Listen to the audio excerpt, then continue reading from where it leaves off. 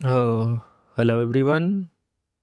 So my name is Amrendra and I have qualified UPSC prelims 3 times, and the purpose of making this video is to discuss about the 2026 question paper जिसको बोला जा रहा है कि बहुत tough था. So definitely pattern change हुआ था, क्वेश्चन पेपर टफ था. सो हम डिस्कस करेंगे कि मीन्स लाइक देखो पेपर टफ आया है बट लोग क्वालिफाई तो करेंगे, पढ़ाई तो सबने की है. सो मीन्स कैसे आप क्वालिफाई करोगे, जरूरी नहीं कि नेक्स्ट टाइम पेपर इजी आ जाए, हो सकता है कि और इससे डिफिकल्ट हो जाए और टफ हो जाए. यूपीएससी की हैबिट है of changing the pattern each and every time. So like 2023 में मैंने प्रीलिम्स दिया था और जो है क्वेश्चन पेपर मीन्स डेफिनेटली वो चेंज हो गया था, वो वाले ऑप्शंस आ गए थे like only one, only two, only three. But means I was able to qualify the prelims with good margin. तो उसका बेसिक रीज़न था कि पढ़ाई की थी. पहली चीज़ सबसे बेसिक इंपॉर्टेंट है, आपको नॉलेज ही यूपीएससी के लिए चाहिए. तो मैंने प्रैक्टिस की थी, मींस क्वेश्चन पेपर्स मैंने लगाए, मॉक्स लगाए, सबसे हेल्पफुल होते हैं. आपकी नॉलेज आपकी प्रीलिम्स और मेंस में टेस्ट होती है, बट आप जब एमसीक्यू सॉल्व करते हो तो डेफिनेटली वो आपको हेल्प करता है आपके प्रीलिम्स के क्वेश्चन पेपर में. सो अभी बहुत सारी चीज़ें हैं मैंने डिस्कस की. क्वेश्चन पेपर का सोर्स क्या था, मीन्स क्वेश्चंस कहाँ से आए थे, करंट अफेयर्स का वेटेज कितना है, ये रैंडम क्वेश्चंस आए थे इनको कैसे डील करना है, और जो हमारे ऑथेंटिक सोर्सेज हैं. But I will tell you one thing, मैं स्विच करता हूँ कि जो बेसिक्स है वो यूपीएससी का चेंज नहीं होने वाला है. So the first and primary source जो आपको हमेशा सक्सीड कराएगा इस एग्जामिनेशन में और आपका बेस नॉलेज इंपॉर्टेंट है, इम्प्रूव करेगा, वो है आपकी NCERTs. Means you can take it for granted या फिर आप प्रिविलेज ले सकते हो ना पढ़ने की, बट आपको उसका कॉस्ट भी बियर करना पड़ेगा. लाइक आप अगर हिस्ट्री की उठाते हो, मीन्स जो भी मतलब आपके ऊपर है, आप किस क्लास से, 8 से शुरू करना चाहते हो, 9 से शुरू करना चाहते हो. छोटी छोटी बुक्स होती हैं, आप एक रीडिंग लगाओगे आपको बट मल्टीपल चीज़ें पता चलेंगी. बट हिस्ट्री के लिए लाइक सब सारे वीडियोस में सोर्सेज होते हैं आई थिंक, जैसे कि आर एस शर्मा है फॉर लाइक हमारी एंशियंट के लिए, सॉरी, एंशियंट के लिए हमारी आर एस शर्मा है. Then we have Satish Chandra. Means ये तो बहुत इम्पोर्टेंट है क्योंकि अभी जो को पैटर्न है यूपीएससी का वो कुछ ऐसा है कि ना इतिहास के रैंडम टर्म्स पूछ लेते हैं, तो जो उस पर हाईलाइटेड है आप उसको पढ़ो. मीन्स वो पढ़ो क्यों, क्योंकि ऐसे तो आप याद रखना, बट मैं लॉन्ग टर्म स्ट्रेटजी बता रहा हूँ, शॉर्ट टर्म बाद में होती है. बट या मेडाइवल स्पेलिंग यार मेरे को लग रहा है गलत हो गई है क्या. देन हमारी जो है फिर जो फेमस है हमारी, मतलब मोस्टली लोग स्पेक्ट्रम पढ़ते हैं, बट मैंने जो है विपिन चंद्रा ही पढ़ी थी क्योंकि मैंने क्लास कोचिंग की थी, तो मेरे पास नोट्स थे और उस टाइम पे मेरे नोट से काम हो जाता था. बट आप यह ले सकते हो स्पेक्ट्रम. मिस स्पेक्ट्रम का ऐसा है कि मतलब मैंने की नहीं है बट बहुत वेस्ट बुक है, बट अच्छी भी है, वैसे मतलब नहीं है, आपको रिजल्ट दे रही है. ट्रम उसको और आगे कर देते हैं. सो मैं लिख रहा हूँ ताकि आपको थोड़ा सा याद रहे, but nothing like that. Chandra,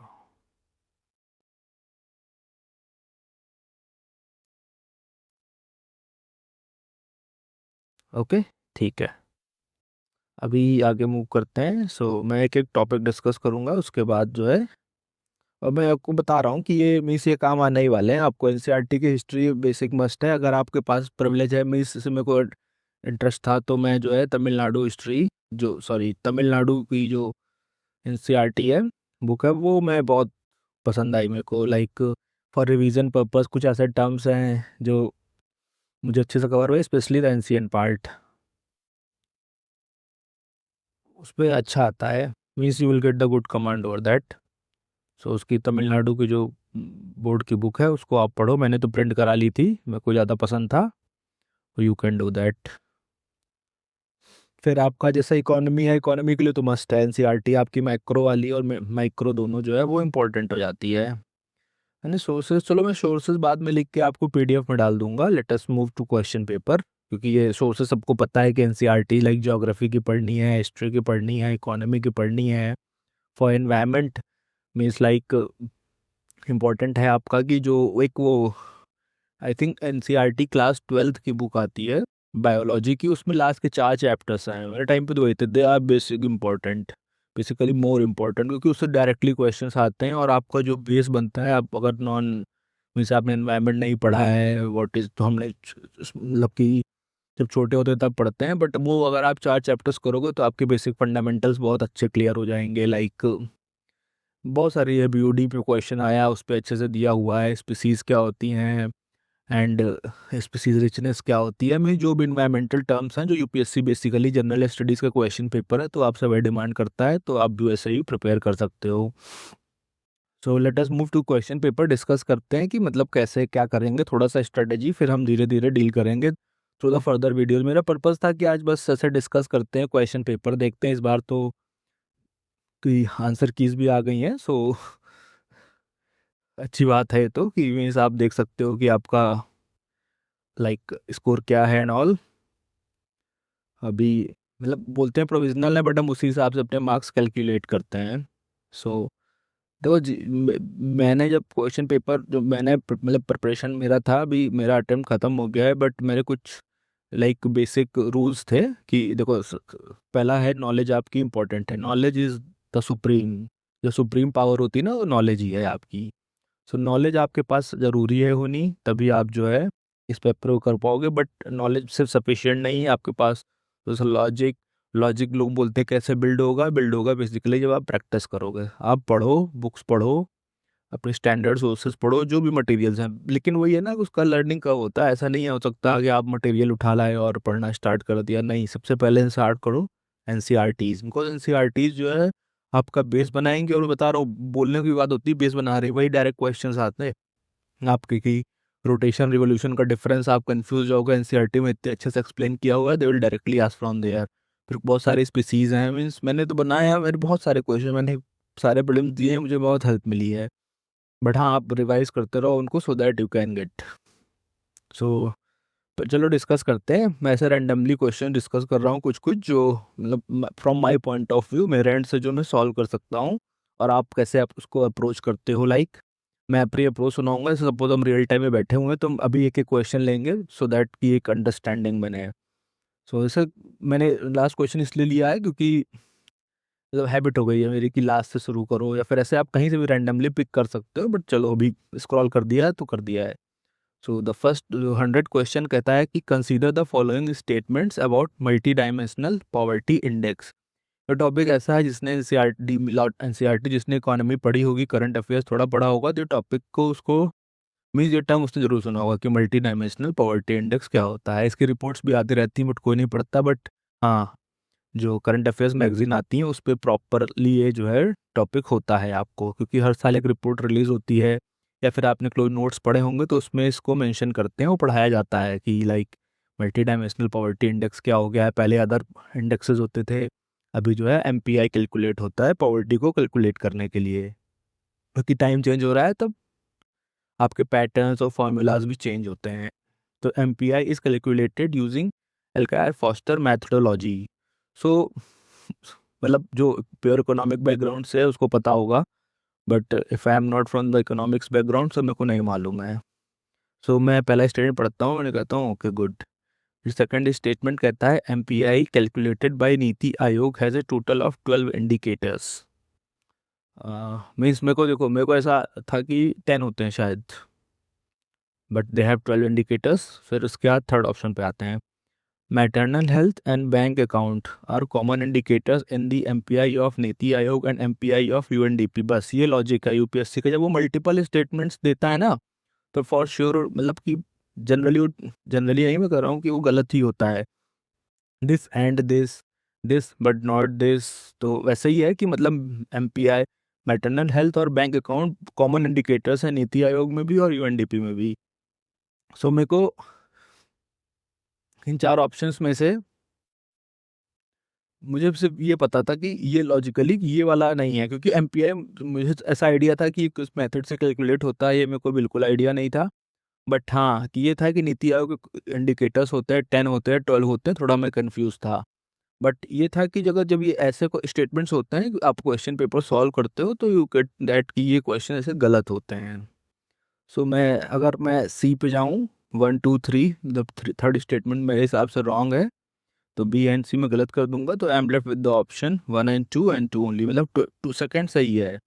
तो फिर फर्स्ट सही है या गलत है ये आपके ऊपर प्रिविलेज है, बट हाँ मैं 3 ऑप्शंस होते हैं तो मैं जनरली क्या होता है कि 2 स्टेटमेंट्स में से सही होते हैं। सो मिस थोड़ा सी नॉलेज लिटिल बिट, थोड़ी सी प्रैक्टिस और बाकी गैस वर्क इस पे मेरे लगेगा। So I will go with the option A 1 and 2।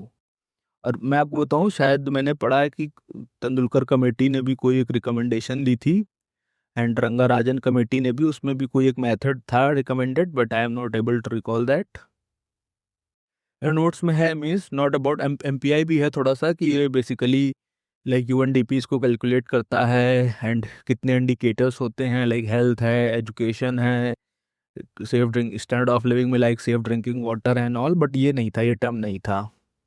But जब ऐसे टर्म पूछते हैं तो एक्सपेक्ट कर समझ लो आप कि मोस्टली हो सकता है ठीक हो। बट हाँ ये वाला यूपीएससी का बेसिक सिनेरियो है जो ये थर्ड स्टेटमेंट है, तो इसके लिए मैं अपने अकॉर्डिंगली बता रहा हूँ। मीन्स ऐसा लग सकता है कि लाइक ये क्या बात हो रही है, बट हाँ जब आप इवेंचुअली एमसीक्यू सॉल्व करोगे उसका आपका एक माइंडसेट बनेगा, तो फिर आप जब कैश वर्क करोगे एलिमिनेट करने की कोशिश करोगे तो आपको जो है समझ में आएगा कि हाँ what I meant by that. अभी ये एनबीएफसीज का क्वेश्चन है, बेसिक इकोनॉमिक क्वेश्चन है कि पहला है कि consider the following statements about NBFCs, NBFCs can not accept demand deposits. हाँ जी एकदम सही बात है। All the NBFCs operating in India have to be registered with the RBI. 2 3 logic लगा, ऑल है तो गलत होगा, बट ऐसे भी इकोनॉमिक्स है तो सारी एनबीएफसी आरबीआई के साथ में रजिस्टर्ड होती हैं, जो बेसिकली लाइक हाउसिंग वाली हैं, बहुत सारी एनबीएफसीज हैं नेशनल हाउसिंग बैंक के साथ रजिस्टर्ड होती हैं। सो लाइक दैट मेरे नोट्स में मैंने पढ़ा था तो मैंने नोट्स बनाए भी थे। NBFCs form part of the payment and settlement system and can issue cheque on itself. नहीं, एनबीएफसीज का बेसिक कॉन्सेप्ट ही ये नहीं है। नॉन बैंकिंग फाइनेंशियल कंपनीज ना डिमांड डिपॉजिट एक्सेप्ट करती ना चेक इशू कर सकती हैं। और फिर क्या है फोर्थ ऑप्शन, डिपॉजिट, ये जो deposit insurance facility of deposit insurance and credit guarantee corporation is not available to the depositors of deposit taking NBFCs. So yes it is correct. तो हमारे कौन से सेकंड एंड थर्ड गलत हो गए थे, तो we are left with the option है।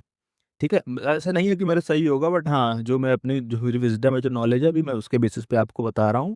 ये बहुत इजी क्वेश्चन है, आप पढ़ते हो और डिफरेंशिएट करते ही हो कि मीन्स एनबीएफसीज क्या होती है, उनका क्या काम होता है। नॉलेज देखो, knowledge without knowledge you can not eliminate all the questions. अभी ये क्या क्वेश्चन है, ये इतना लैग क्यों कर रहा है। हाँ ओके लीव इट, थोड़ा सा मेरे को लग रहा है ज़्यादा बड़ा हो गया है, बट ठीक है। 98 क्वेश्चन देखती हूँ। With reference to the different committees in India consider the following details. R N Malhotra committee comprehensive reforms of insurance sector in India organization under which it was formed एडाई। हाँ तो आपने मतलब पेपर लगाया होगा, मतलब जब भी कोई भी एडाई का या इंश्योरेंस से रिलेटेड कोई भी करंट अफेयर्स की मैगजीन में कोई भी टॉपिक आता है तो आप ये टर्म से फेमिलियर हो जाओगे कि मल्होत्रा कमेटी थी, इंश्योरेंस से रिलेटेड थी। और मतलब ये नहीं पता कि एडाई के अंदर बनाई गई थी, नहीं, बट हाँ it was related to insurance sector. फिर आती है आपकी LC Gupta committee, introduction of derivatives. ये नहीं पता था मेरे को, बट एक कमेटी थी कोई जो पॉपुलर है यूपीएससी के रेंज में, एंड उसका नाम पता नहीं क्या है, कुछ तो है उसका नाम। हाँ, Urjit Patel committee, preparing road map for reforming bank lending to the housing sector RBI. No, Urjit Patel committee जो थी it was not for the house lending, like Urjit Patel committee मुझे लग रहा है उसके लिए आई थी, क्या बोलते हैं वो आपका जो इन्फ्लेशन टारगेटिंग के लिए थी क्या, शायद ऐसे ही कुछ था। I means inflation tar Kalekar was for GST, जब ऐसे नरसिम्हन है, थोड़ा थोड़ा रिकमेंड कर रहा हूँ मैं, इन्फ्लेशन टारगेटिंग के लिए ही थी वो शायद। और एमपीसी के लिए भी शायद इन लोगों ने रिकमेंडेशन की थी, तो मतलब हाउसिंग लेंडिंग के लिए तो नहीं थी, तो थर्ड तो फॉर श्योर गलत है। वह थर्ड गलत कर दे रहे हैं हम, तो we are left with the option 2 and 4 only. और फिर क्या है, Malegam committee preparing a road map for reforms in micro finance sector in India. Malegam committee का भी नाम आपने सुना ही होगा, मीन्स लाइक ये हर उसमें आती है, क्या बोलते हैं, आपका जो भी हर लाइक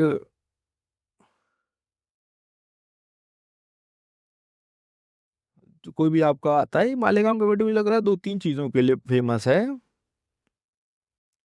एक तो आपका क्या बोलते हैं, लग रहा है कि उसमें था क्या, क्राइम रिलेटेड कुछ था, बट हाँ मतलब आई एम नॉट श्योर, देख लेना आप लोग।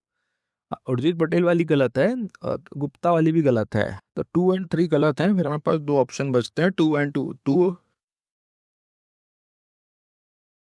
नहीं, 2 and 4 नहीं, सॉरी, एक मिनट कोई गड़बड़ हो गई है। 3 मेरा गलत था ना,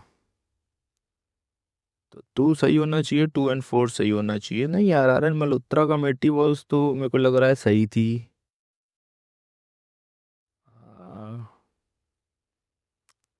अभी के लिए इसको छोड़ देते हैं, वो यूपीएससी लूप में फंस गया हूँ मैं कि कंफ्यूजन के रिगार्डिंगली, बट हाँ अभी आगे आते हैं क्वेश्चन। मतलब बेसिक मेरा पर्पज नॉलेज देना नहीं है, मेरे को अपने आप को प्रूफ करने का नहीं है वो, मैंने मतलब कि लाइक नॉट कि ऐसा कुछ, बट हाँ मैंने सॉल्व किया है, मैंने रिजल्ट लिया है, सो या बट हाँ मैं आपको बता रहा हूँ कि कैसे इसको अप्रोच करना है। क्राउड फंडिंग क्या होती है? Crowd funding is the solicitation of funds, small amount from multiple investors through a web-based platform or social networking site for a specific project. Small and medium enterprises are able to raise funds at lower cost of capital without undergoing rigorous procedures. तो crowd funding क्या होती है? Basically जो आपको लोग पैसा इकट्ठा करके देते हैं, वेब बेस्ड प्लेटफॉर्म और social networking site for a specific project, right? Means I can say कि इसमें दोनों ऑप्शंस में से एक होगा, या तो 1 and 2 होगा बोथ, या फिर ये होगा, ऐसा है। मेरा पर्पज ये था कि जो बेसिक क्वेश्चंस हैं वो कैसे आप सॉल्व करोगे, मेरा ये है। इसे एविएशन हल था, ये आना था कि इस बार जो यूपीएससी में मीन्स वो अहमदाबाद में इंसिडेंट हुआ था, बट मैं इस क्वेश्चन को देखो बता रहा हूँ, मेरे को ये ऐसा है कि मीन्स लाइक ये यूपीएससी के उससे तो नहीं है, मीन्स पैटर्न से, बट हाँ इसको जरूर सॉल्व करेंगे। About insurance in aviation sector is are correct. Aviation hull insurance covers the physical aircraft including the body engine on board equipment। जब इसे including and all तो मतलब ही गलत है, मैं ऐसे ही मार्क कर दे रहा हूँ including देख के थोड़ा सा पढ़ के। फिर under the Montreal Convention adopted in 1999 by over 130 countries including India, airlines are strictly liable to pay compensation to the family or nominee of the every deceased passenger without family requiring without requiring the family to prove fault। इतना लंबा statement है, they do not want us to कि know कि aviation rules क्या क्या हैं। So basically इसमें कुछ तो गलत है, एवरी डिसीज लिखा हुआ है, एक्सट्रीम वर्ड्स हैं तो इसको मैं उड़ा दूंगा। और जब हम अपने लॉजिक लगाते हैं एक्सट्रीम वर्ड एलिमिनेशन वाला, तो सब क्वेश्चंस पे लगाते हैं, मतलब मेजॉरिटी ऑफ द क्वेश्चन, ऐसा नहीं कि आप एक ही लगाओ बोलो गलत हो गया। So I will go with the option D, इसमें नॉलेज जरूरत नहीं थी। हाँ ये क्वेश्चन है बढ़िया। Rare earth elements, critical minerals, अभी मैं 90 तक डिस्कस करूंगा, बस 10 क्वेश्चन फिर आगे मूव करेंगे। Rare earth elements and critical minerals, correct. Modern technological innovations, including AI, robotics, and space exploration, extensively utilize rare earth elements. Yes, ये हो सकता है। China has the highest share in mining of RECs, followed by India। नहीं, ये तो बिल्कुल ही गलत है। और फिर ये तो 4 देख लेते हैं कि रेयर अर्थ एलिमेंट ऐसे भी 17 है, मतलब आपने पढ़ा होगा, सबने पढ़ा होगा, तो 2 and 4 ऐसे ही गलत हो गए। So we are third option क्या, the government of India launched the National Critical Mineral Mission in 2025 to establish a robust framework for self reliance in the critical mineral sector। एकदम जनरल स्टेटमेंट है, बिल्कुल true हुआ। सो 1 and 3 general statement general studies के paper में true होते हैं। Crowding और effect क्या होता है, ये तो सबको पता होगा कि गवर्नमेंट जो है सारा पैसा चूस लेती है तो प्राइवेट इन्वेस्टमेंट कम हो जाता है। So I think it would be option B, logic के हिसाब से। फिर ये क्या है, which of the following statements about M1 exchange role in MSMEs financing is all correct. M1 exchange तो बेसिकली हमें सेवन इंडाइसेस देते हैं, रेटिंग्स देते हैं, बट देखते हैं M1 exchange provides collateral based loans to MSMEs. Okay.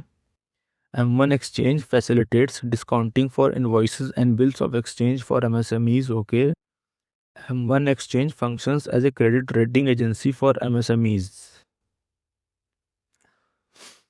ये loan तो नहीं देता होगा, एक्सचेंज लोन क्यों देगा?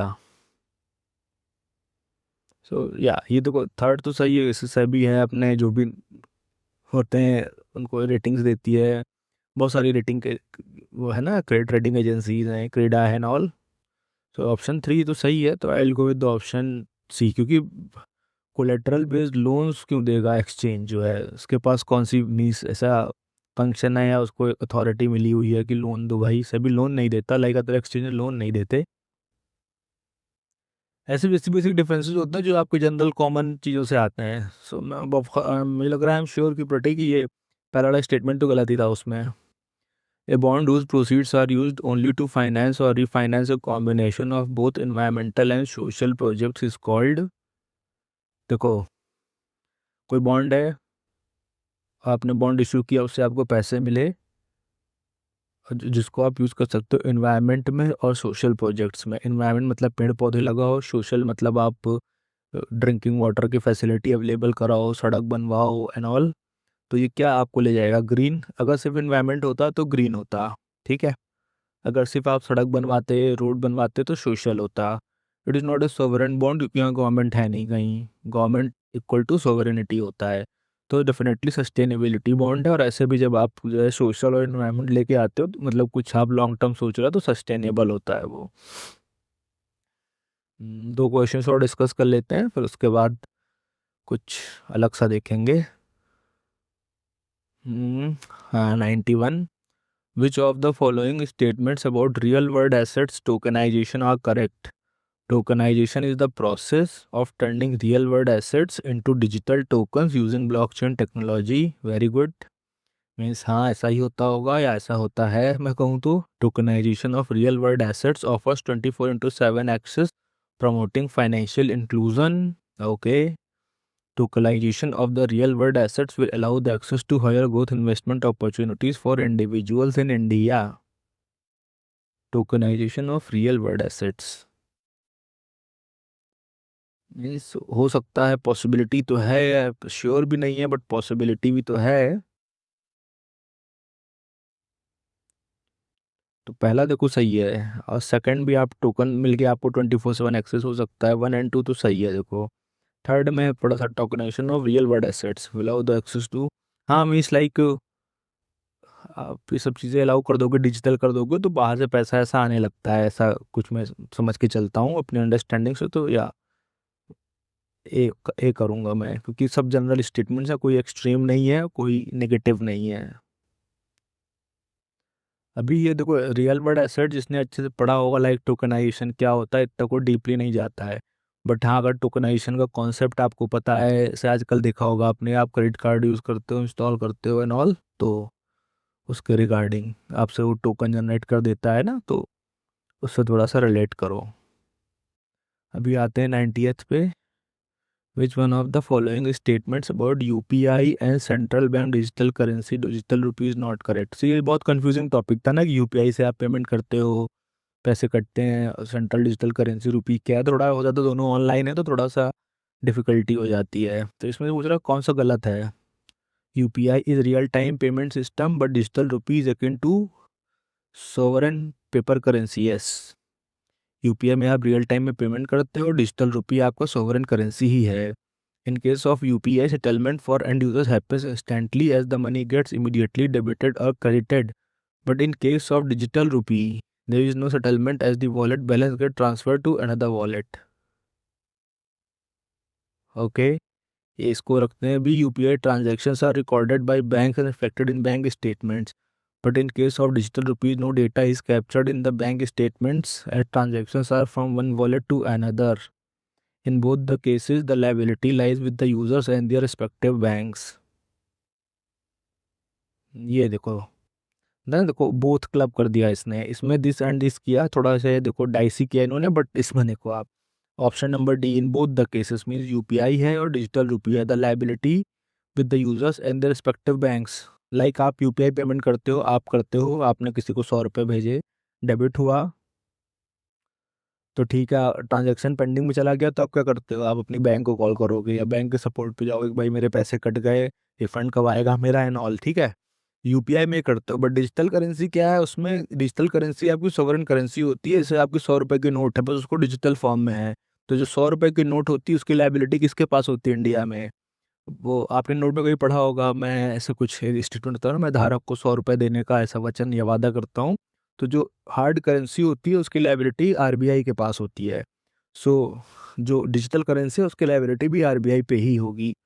सो बाय दैट लॉजिक ये आप मीन्स वो मैक्रो इकोनॉमी में आप पढ़ोगे मॉनेटरी पॉलिसी वाला चैप्टर, तो आपको ये क्लियर हो जाएगा कि जो है RBI is liable for the money circulation, currency के लिए आरबीआई लायबल होती है इंडिया में, कि अगर आपको 100 रुपये चाहिए तो वो 100 रुपये के पीछे वैल्यू किसकी है, आरबीआई गारंटी देता है कि हाँ भाई ये 100 रुपये हैं, ठीक है।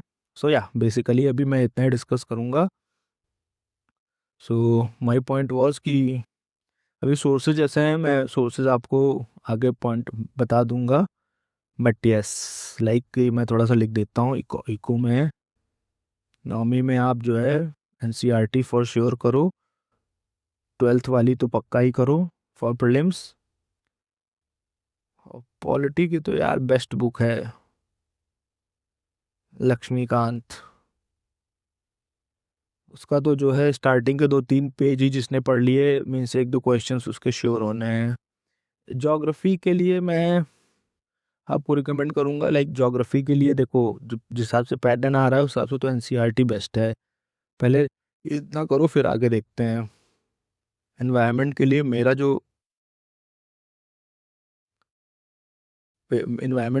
जो पॉइंट ऑफ व्यू है वो है मेरा बायो के 12th के जो है 4 चैप्टर्स हैं। अब हो गए तो मैं पिंग भी कर दूंगा इस पे, हिस्ट्री हो गई हमारी, इकोनॉमी हो गई, लाइक पॉलिटी हो गई, ज्योग्राफी हो गई, एनवायरनमेंट हो गई, साइंस एंड टेक आता है आपका। साइंस एंड टेक का देखो यार ऐसा है कि मोस्टली करंट अफेयर अब ऐसे पूछ लेंगे कि किस मिस्टर एक्स मिस्टर वाई को ये प्राइज मिला है, so better to leave, but yeah we should not leave the current affairs क्योंकि उसी से आते हैं। और मैं मेरा मेरा ऐसा मानना था मैंने अपनी प्रिपरेशन के टाइम पे कि द हिंदू भाई पढ़ो, मीन्स लोग करंट अफेयर्स करते हैं, टॉपर्स भी बनते हैं नो डाउट, बट मैं कहूँगा आप नोट्स ना बनाओ फिर भी जो है हाफ एन आवर दो, आपकी बेटर अंडरस्टैंडिंग होती है जनरली। आप जो क्वेश्चन पेपर सॉल्व देखो, जैसे तुमने जीएस का पेपर देखा, इट वाज नॉट कि सब कुछ इस पे जो है मीन्स सारा कुछ वैसे ही था, लाइक नॉलेज बेस्ड था, कुछ जैसे जनरल थे स्टेटमेंट्स कि जो आप मतलब एप्लीकेशन बेस्ड क्वेश्चंस थे ना, आप पढ़ते हो तो आपके एक डीपर अंडरस्टैंडिंग होती है। जैसे आप कोई आर्टिकल पढ़ोगे द हिंदू में कि इंडिया और यूएस में रिलेशंस में क्या स्ट्रेन चल रहा है, या फिर मिडल ईस्ट में क्या इश्यूज चल रहे हैं, या यूरोपियन यूनियन में क्या इश्यूज चल रहे हैं, लाइक रशिया एंड यूक्रेन के बीच में क्या इश्यूज चल रहे हैं, देन लाइक साउथ चाइना शू के कॉन्फ्लिक्ट्स क्या क्या हैं, रीजन, और फिर अफ्रीकन राइवलरी जो वहाँ पे कॉन्फ्लिक्ट्स होती हैं, ट्राइबल, बहुत सारे टॉपिक्स हैं जो मल्टीपल टाइम्स न्यूज़पेपर में आते रहते हैं। सो जब वो कुछ ऐसे इंपॉर्टेंट आर्टिकल्स होते हैं जो आपको मल्टीपल टाइम्स आएंगे, आप उनके गो थ्रू करते ही रहोगे, अगर आप रेगुलर हो न्यूज़पेपर में तो आप समझ जाओगे कि इसमें कुछ अच्छी बात है। और फिर वो क्वेश्चन जो है इस लाइक अफ्रीका में आपसे लड़ाई पूछेगा, फिर वहाँ पे कोई लेक पूछ लेगा, ठीक है, जैसे डीआरसी और युगांडा के बीच में राइवलरी चल रही है तो वहाँ पे लेक कौन सी है, ये तो सबको पता है। This is how UPSC ask कि जो जियो पॉलिटिकल सिनेरियोज चल रहे होते हैं, कॉन्फ्लिक्ट्स चल रही होती हैं जियो पॉलिटिकल, वो जो ज्योग्राफी होती है ना वो उसको ढूंढ लेता है कि अच्छा यहाँ पे ये प्लेस है, ये पूछ लेते हैं। लाइक अफगानिस्तान हॉट टॉपिक होता है अभी, मिडिल ईस्ट सुप्रीम चल रहा है, वेस्ट एशिया सुप्रीम चल रहा है, like Iran Iran Persian Gulf, Red Sea, each and everything, Strait of Hormuz, यहाँ पे छोटे छोटे आइलैंड्स हैं, आप मार्क करते जाओ, ये सब देखना, आप नेक्स्ट ईयर पेपर दोगे तो you will get the answer from there only.